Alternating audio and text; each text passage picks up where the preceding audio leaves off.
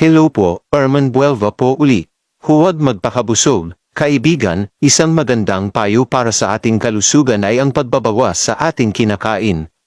Bilang pagpapatunay, ang mga tao ng Okinawa sa Japan ay may pinakamahabang buhay kumpara sa ibang tao. Maraming taga-Okinawa ang lampas sa 100 taon. Gusto ba ninyong malaman ang sekreto ng mahabang buhay nila? Sagot, hindi sila nagpapakabusog. Basta may laman lang ang tiyan nila ay pwede na. Hindi naman sila gutom ngunit hindi rin sila busog na busog. May mga pagsusuri na nagpapakita na ang mga taong payat ay mas humahaba ang buhay kaysa sa mga taong sobrang timbang.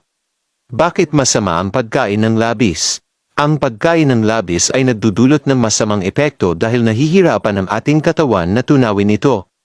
Dedouble ang trabaho ng ating atay, lapay o pancreas, bato at puso dahil sa sobrang pagkabusog.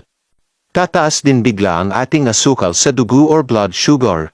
Kapag labis ang kinain mong karne, marami ring dumi na kung tawagin ay free radicals ang ilalabas nitong mga pagkain. Kaya ipinapayo ng eksperto ang pagkain ng high nutrient at low calorie diet. Ang ibig sabihin ay mataas sa nutrisyon ang iyong dapat kainin pero mababa naman sa calorie.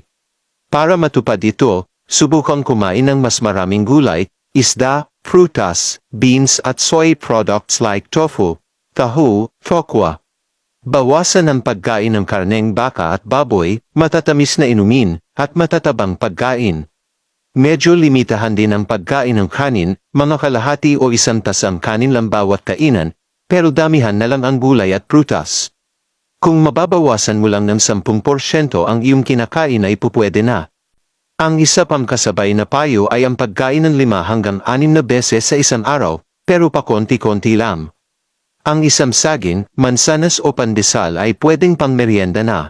Tandaan kaibigan, huwag magpakabusog. God bless po.